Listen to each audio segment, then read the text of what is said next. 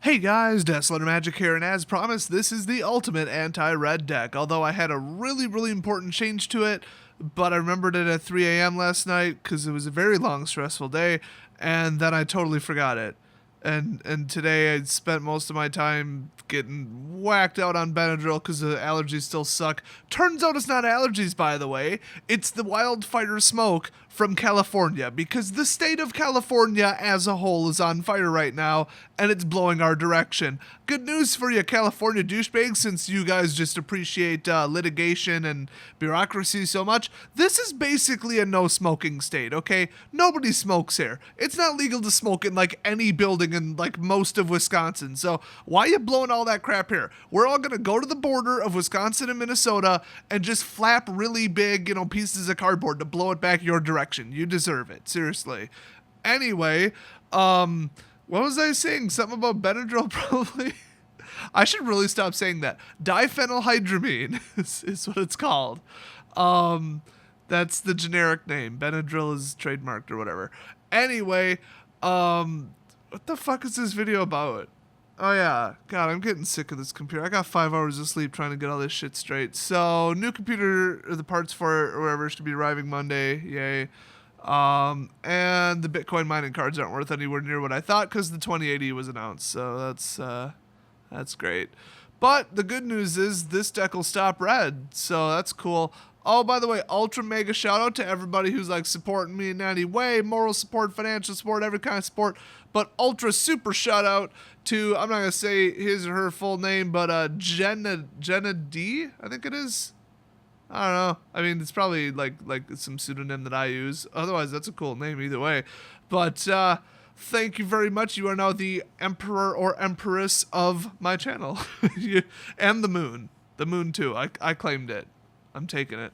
That's all my cheese floating around up there. So, yeah, let's show what's in this deck.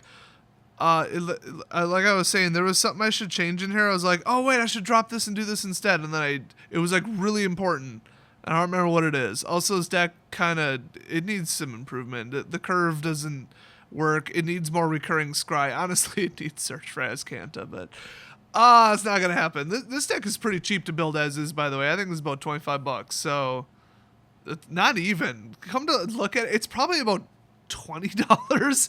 So yeah, shove in some islands, shove in some plains, glacial fortresses. This is like the 5th time they've been printed, or 4th or something. I don't know. It was like M11, 12, 13, and 14 or something. I don't know. Annex land. They're about $3.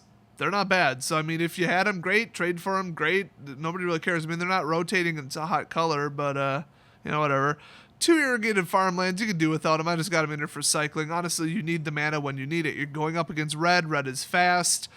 That's why there's only 2 of them. You could run 0. It wouldn't be the end of the world. Then we got plains and islands. And you don't want to run the come and tapped ones. Those are just automatically too slow. But I don't know.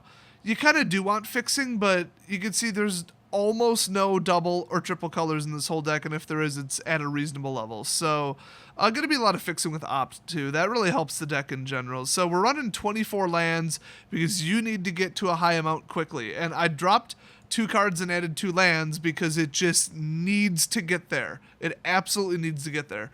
So first of all, we got Sacred Cat. They got to kill it twice. I think that's what I was supposed to drop. I don't remember. If they're dumb enough to burn a spell on this, wonderful. And if you chump block with it once, wonderful.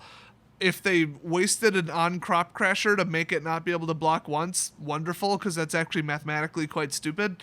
I just like it, and it's Embalm 1. It's dirt cheap. So then we got God-Pharaoh's Faithful. It's a 0/4. Hey, you're going to see 4 recurring quite a bit.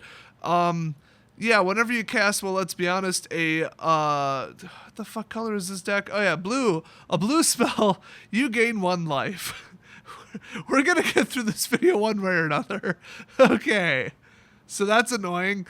Can't win the game with it though, it's not great. God, you know what this needs? Sigiled Starfish. Like, that would be the perfect card for this deck, but it's not legal. It's in frickin' Origins. Anyway, Fountain of Renewal. I mean, 1 life every turn. It costs 1. It's a 1-drop. I mean, duh. Like, technically, opt I wouldn't really say is 1-drop because you don't drop anything.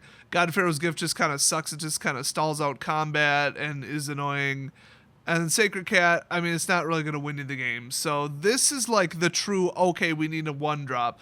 This could get you 6, 7, 8, 9 more life. So that's important when they're trying to, burn you away and every point counts. Then we got opt, deck shrinker, duh. You got options, it's card draw, it's everything. It's mana fixing, it's not mana fixing, it's, getting lands out of the way, whatever. Then we got Essence Scatter because red does primarily run creatures, and even if it's like 16 non-creatures, it doesn't really matter because they win the game with creatures. I mean, they are not going to burn you to death. It is not mathematically possible to do within reason. Doesn't stop Chandra though, but I mean, there's still 4 of them. Seal Away, I like it. Still doesn't stop Chandra, but there's some options here. I like that you can cast this immediately when they swing, when the creature becomes tapped, or on your turn when theirs is still tapped. So it doesn't hit vigilant creatures, but this is nice. Just the flexibility of it, absolutely nice. Your turn or their turn, or split them if you got 2, fantastic. Then we got Adorned Pouncer. They have to kill it twice, and it's a game winner because 8 damage ain't no joke. So, I mean, no surprise, and this card's probably still like 50 cents, not that high. Then we got Gleaming Barrier. I just like this. 4 toughness, love it. Oh, by the way, this thing can first strike Bomat Courier, very important.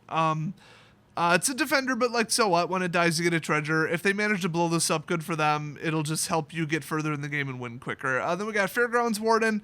Now, this is purposely, like going to take a lightning bolt, basically. It's got 3 toughness, I get it, but whatever it held hostage for at least bare minimum 1 turn is going to not hit you for a turn, and that's important. Now, maybe they'll only pull a shock. I mean, even a Braid would take this thing out, but that's the point. You want this to eat a removal spell. You'll still get some value out of having whatever it removed not on the field, and then you want to just stall out to later turns till you have something that can deal with this. So then we got Cast Out. You can cycle it early for 1, which is huge, or you can flash it in instant speed and get rid of something. This will take out Chandra, which is huge. It'll take out Glorybringer, everything. I mean, I love it.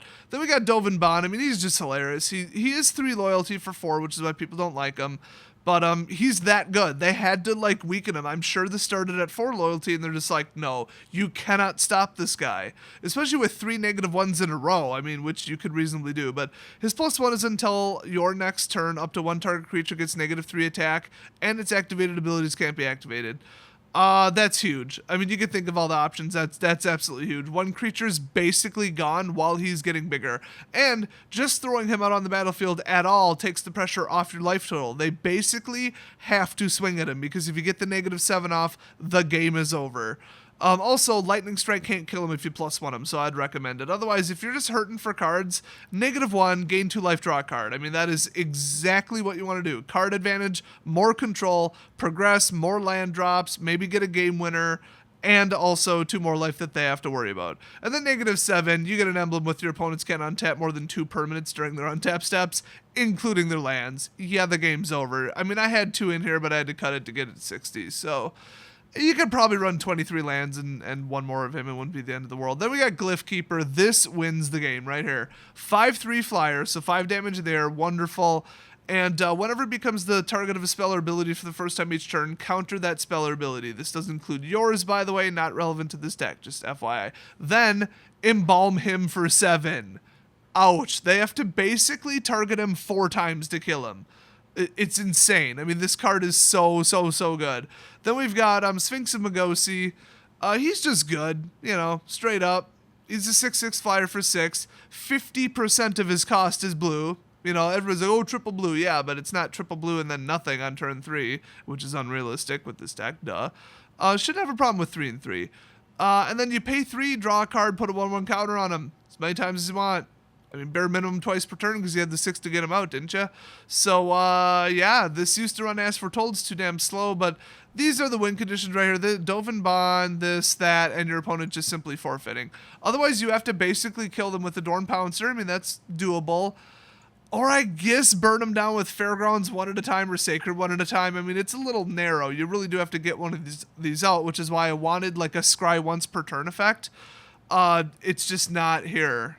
I mean, technically Teferi would help, but I mean, come on, just stop it, you guys. So Ixalan's Binding wouldn't be bad either, because you jam one Chain Whirler and ta-da, you know, there goes the other. If you know they're running Chain Whirler, you could put in Tocatli. Now let me show you. Whoops. There we go. Creatures entering the battlefield don't cause abilities to trigger, their own or other ones, on any permanent. It's like the opposite of Panharmonicon. So you could almost mainboard these, but they're 1/3. They're really easy to remove. Just keep that in mind. So not a fan of that. But yeah, there is definitely enough removal. They're going to be swinging at you. Seal Away's perfect. That'll stop them. This will stop them briefly. That'll stop them. This will just put a damper on combat. This will definitely stop them. This will stop them. I mean, and this will just help you get what you want. This will help if you didn't stop them, and it's late game card draw to get that, you know, that 5th or 6th land or whatever, or the bomb. And this will also stop them. So will this. Get the point? So it's slow, it doesn't have much of a win condition, but I played this on X-Mage and I won 2 games out of 3, and all 3 of them weren't red. So it can beat other decks. I mean, this is a damn lot of control and just traffic jam in the middle of combat. So I do like that. And you could even, if they're switching stuff up and they're going to like, oh, let's sweep or whatever, I can't imagine a 3-sweeper would help. Run Negate instead of Essence Scatter, I guess. Or, I don't know, you could even run Disallow to stop Chandra. There's all kinds of stuff you could do. This is not a terrifically tight deck. You could build this all kinds of different ways. But the funny thing is, with 24 lands, it's pretty common that you would have 5 lands on the battlefield by turn 5, even turn 6. So if you start the game with a Glyph Keeper, it's coming out, and that's 5 damage in the air. Like, that is no joke. But there are probably mid-range white flyers that are better. I mean, I was going to put an aerial responder. It was just a little rough. It was a little bit slow. It was susceptible to lightning bolts. It just wasn't quite good enough. Even in decks that I play now against red, it tends to get destroyed by something pretty quickly. Like, even before one swing. Can't stop a Glorybringer. I mean, it's just not good. Now, the other one you could do is name jam them. It's pretty hard to tell what they have in their hand, though, so it's like, what's the point? You could be naming something they don't even have and won't even draw. But yeah, Gideon's Intervention or whatever that, you can jam it by name. That's kind of cool. But it does help ones that are already on the battlefield, but it costs 4. I mean, if you want to stop it from damaging you, just cast out.